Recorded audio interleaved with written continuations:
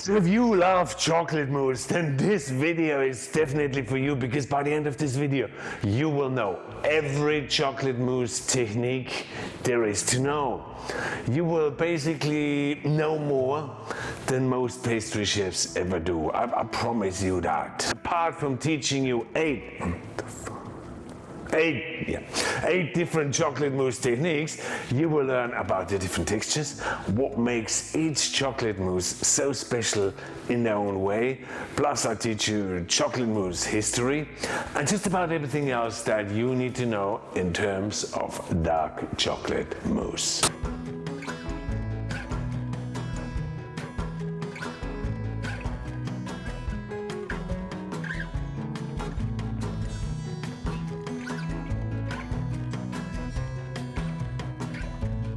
So first, the most common version of making chocolate mousse using a semi-coagulated egg sabayon. This can be a bit dangerous due to salmonella in case you don't have your egg cooked properly. This chocolate mousse is really rich, really thick. I mean, it's sort of like an ultimate chocolate mousse. Okay, so first we need to cook the egg sabayon, which means it's sort of a basically half-cooked egg, so chefs call it a semi-coagulated sabayon.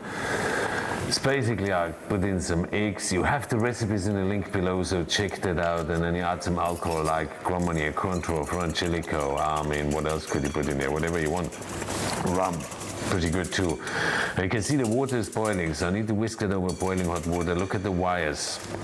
The sabayon doesn't hold on, it drips off like water, so that tells me it's undercooked. So I whisk it more.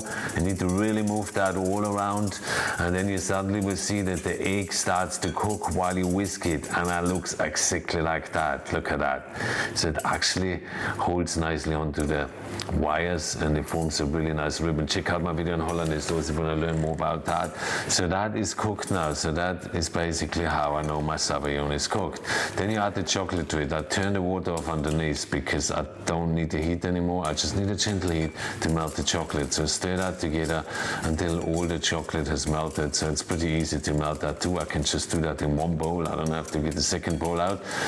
Once it's all sort of nicely melted, then I start whipping the cream. Now when whipping the cream, I need to tell you lots and lots of stuff. So just set it aside, keep it warm.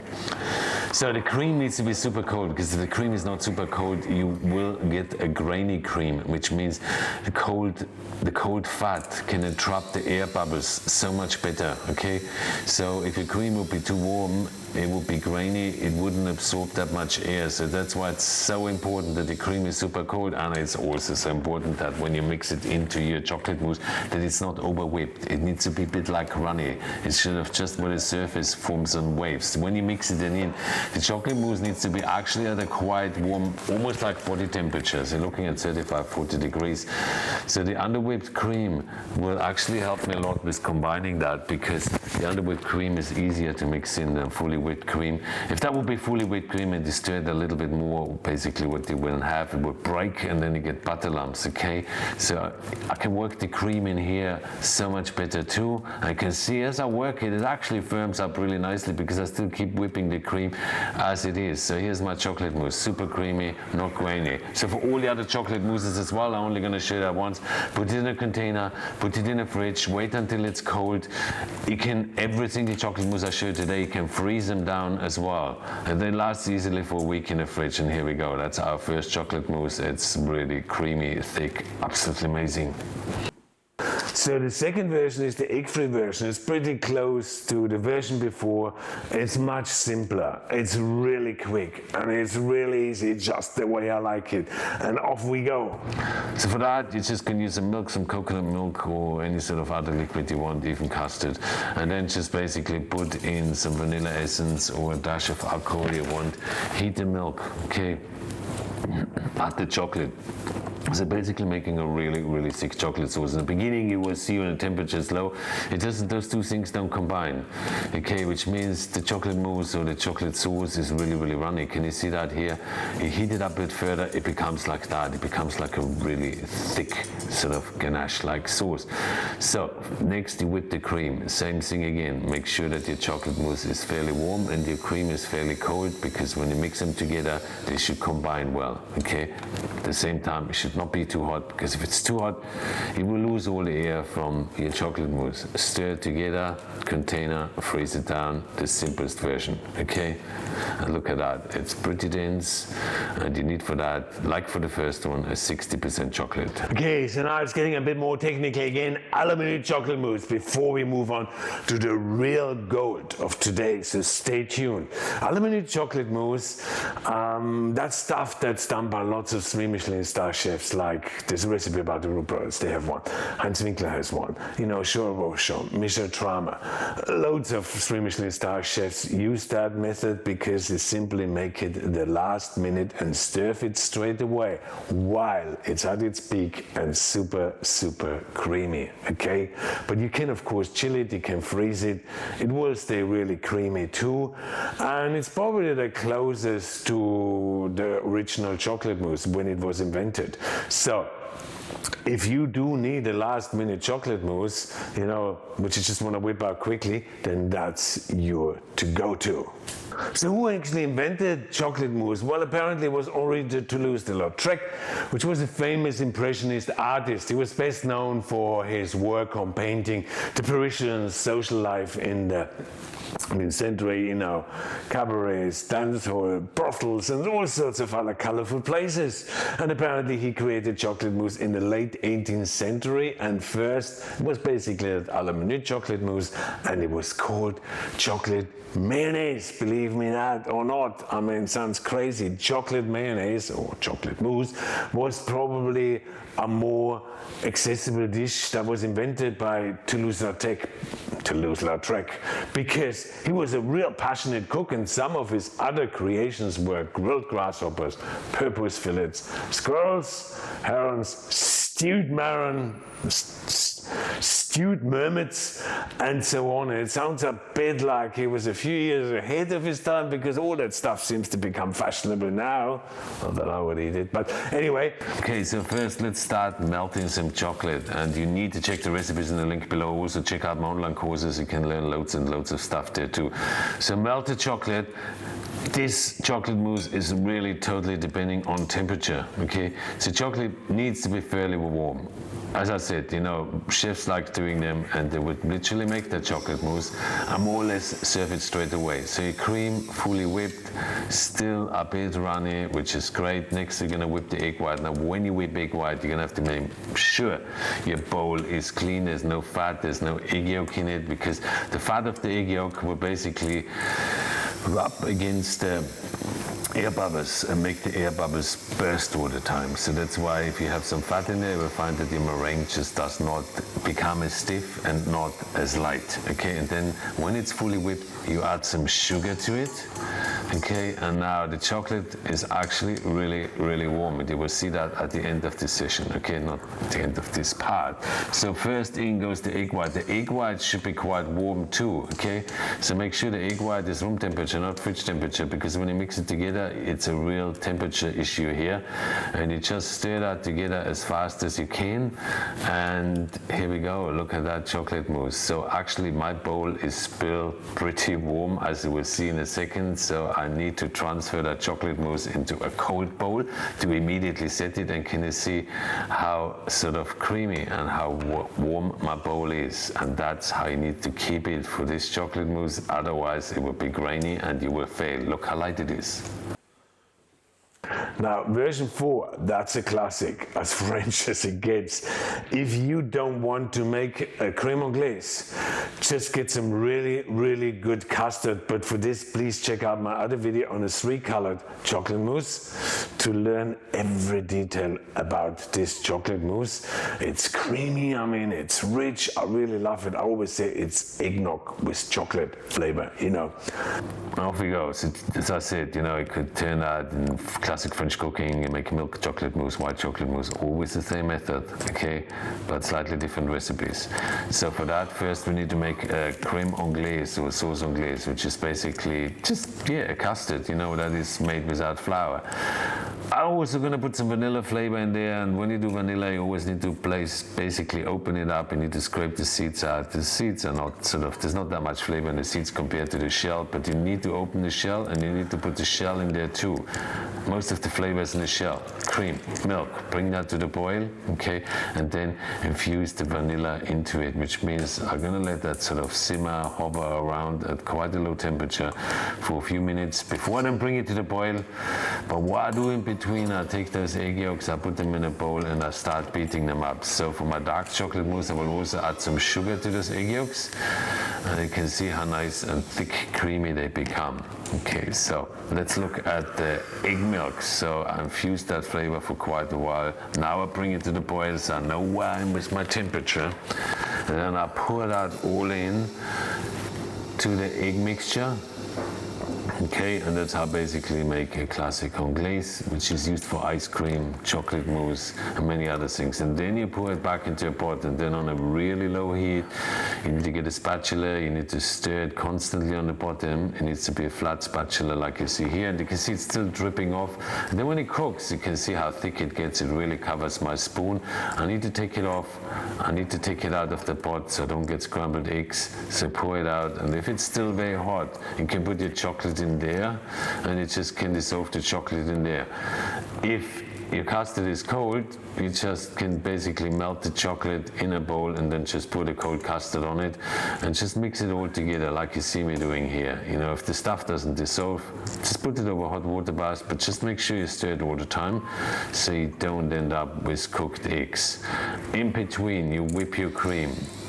And again, soft peaks, because soft cream combines so much better, so much easier with your chocolate. So then before I mix the cream in, I check the temperature because I don't want it to be cold. I don't want it to be too hot either. So body temperature is pretty good.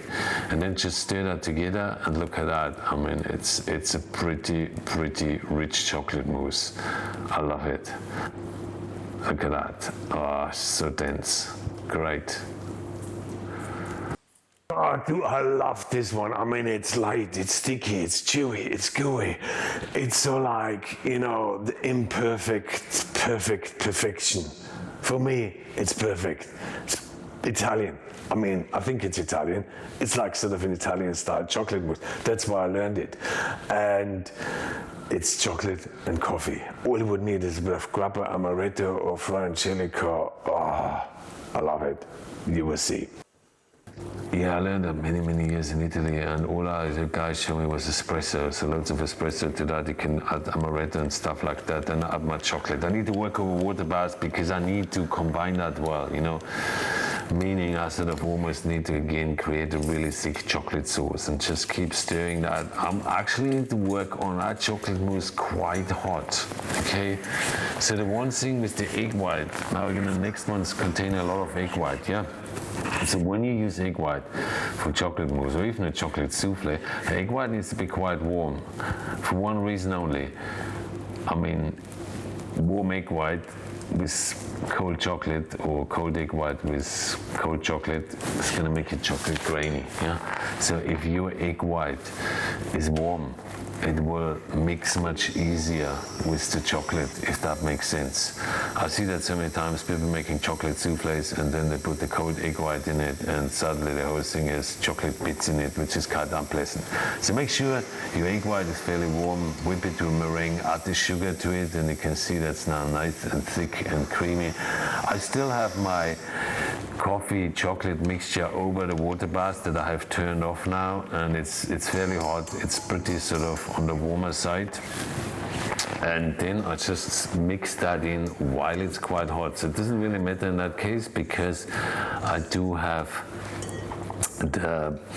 no cream in it, so I can't lose any air. Of course I can lose air of the fat rubbing against the egg white bubbles and they make them burst, but in that case it's not so big because the chocolate is 70% chocolate.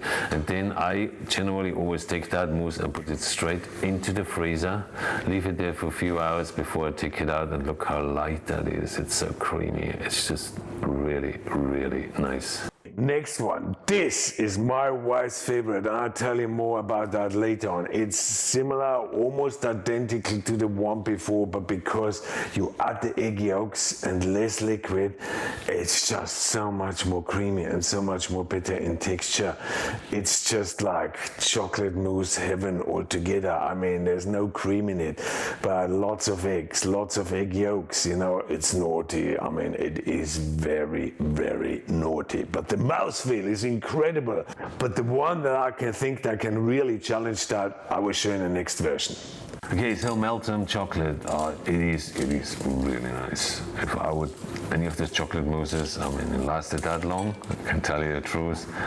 That's the one, but I often love to combine that with the technique of the last one, because it just makes an absolutely amazing chocolate mousse. So I'm just gonna separate some eggs, okay? So it is again an egg white chocolate paste. It's very similar to the one before, but it contains much less liquid, and it obviously contains the egg yolks. So just beat your egg white meringue. Make sure the egg whites are fairly warm room temperature. Then you add some sugar to it and you whip that a bit more so it becomes really, really nice and firm. Then you get some chocolate. To that chocolate, you now add some flavorings. It could be amaretto, it could be cremoni, but check out the recipe in the link below. I use some espresso. Egg yolks go in, quickly stir it together. If I just would put the liquid in there, Bobby would set the chocolate, it would destroy the chocolate. You can see it's still fairly thick, and then in goes the egg white, and you just fold it together, and like with the chocolate mousse before, have an ice cold bowl and just throw that into the freezer for an hour or two, just to help it to set it immediately and not lose any more air, because sometimes with that chocolate mousse you could end up with a pretty dense chocolate mousse because you lost too much air. And look at that, separate bowl in the freezer, and I tell you that is really, really amazing. Look at it, how light and how creamy again it is. So they're really light chocolate mousses. Now this is the version that I would make if I would make a chocolate mousse cake. It's dense, it's rich, it's probably the most amazing mousse in terms of creaminess and mouthfeel, simply because the sugar that gets boiled hardens, and after chilling, you know, it basically just glues all the ingredients together in the most delicious way. So chocolate mousse cake, that's the one you need to do. Melt some chocolate. So with that one you can infuse lots of flavors like raspberry coulis or passion fruit coulis or orange jam or orange syrup and things like that. So it's a great way of getting some more intensive flavors in there. I'm going to use orange jam today. So what we need to make a sort of sugar that we cook to soft thread, which is around 122 to 126 degrees. Now what that means I'll tell you in a second, but that boiling hot sugar we're going to pour into the whisked egg, and that will cook the egg. It's the same thing that you need to do with an Italian meringue. And if you don't have a thermometer, and you don't need one, I'll tell you that, you just do the spoon method. So you get a really, really cold spoon, okay? And then you dip that in, and then you do what I do here 3 times. And if the 3, 4th, and 5th time a thread comes up, like you see me doing here, can you see that? Thread, that's what you call a soft thread, then you know your sugar is there. So cold spoon, after doing that 2 or 3 times, you should get a really nice thread. So what I did beforehand, just when I come close to that, I basically get some eggs, I put them in a bowl, I start beating them. So it is basically food safe, because once I pour that boiling hot sugar in it, it will cook the eggs as I whisk it, you know. So don't turn the whisk off, don't turn the machine off, always stay on one spot and just pour it in on the side like you see me doing here. Otherwise, if the whisk goes on the whisks on the wires, it would just spin it all around, and it's gonna totally fail the purpose of that, yeah. So then you need to keep whipping that until the mixture is actually at room temperature, so it's not steaming anymore. And here we go. And that's going to be really thick, that's going to be really dense, similar thing you do when you make marshmallows, of course. And then set that aside. So what I'm going to do in between, I'm obviously going to heat up my coulis. I could leave my coulis raw, but I need to add some gelatin to that as well. So check out the recipes below. So just brought my orange coulis to the boil. I added some gelatin to it now. I warmed that a bit through, and now I mix everything together. So first the chocolate, then I add to that the cooked egg sabayon, yeah? And then I basically add my flavorings, which could be raspberry coulis, which in my case is orange, syrup, coulis, jam, anything works, okay? And then just stir that all together, and while you do that, you could have whisked your cream already. Bring the chocolate mixture now down to a room temperature again, it's always a room temperature, and then when the egg, or in that case the cream is whipped, the egg has the right temperature, you just fold it all together, okay? And here is your super rich, super dense orange mousse. It's quite runny when you have it like that, but once it sets, the sugar will set and the gelatin will set, and it ends up being pretty firm. And now the last one, which is for my vegan friends. I mean, not that I have that many, but it's basically all you do, you just make a hot chocolate. You can make that with coconut milk, you can make that with, you know, water or anything, and then you just put it in a siphon and then you foam it out. The consistency needs to be of thickened cream, and here is your aerated chocolate mousse. I like to make it with custard. Okay, so I melted some chocolate. To that I add some custard now, because don't worry about the vegan version, to be honest. But if you are, you could put some oat milk in there, which is not that healthy, almond milk, whatever. So just made a really sort of a thickish cream that has the same consistency like as thickened cream, okay? That's all I need to achieve, thickened cream. And then I just fill it into a siphon, and then I close that up, and then I put some, obviously a canister on the top. So I could make that hot. So if you want to make a hot chocolate mousse, have some real fun, you could fill it in boiling hot, and you have a hot chocolate mousse. Or if you want to make it a bit nicer, obviously cold chocolate mousse has a nicer texture. You can do a hot and cold chocolate mousse. You know, you could do like 2 different colored chocolate mousses, and then just shake that all like that. I could put it in the fridge, and whenever I want it, I just take it out, and then I just basically foam it up. And here's your aerated chocolate mousse, the simplest, the best at the end. Okay, let's go. So this is a bit of my personal chocolate mousse classification. I can't find anywhere else. I made it up all by myself after living on this planet for over 50 years. But I think I actually became a real chocolate mousse specialist after I got married. My wife, she loves chocolate mousse. Oh, she really does. And actually, I think she's the real chocolate mousse specialist. When it comes to tasting it, at least. I mean, I never thought of making one, did I? No. But she seems to have a very clear understanding to what tastes best. And you see, sometimes when it comes to tasting chocolate mousse, her and I don't completely agree on every level. But then we generally usually have a sharp, short, quick discussion. And yeah, I mean, what should I say? We always agree. It works well, and it works better that way. That's what my wife says. I think it's true. Check out my online courses, check out my other video on chocolate mousses, and then put in your comments what you think is the best one, and I look forward to seeing you next time. And thank you so much for watching.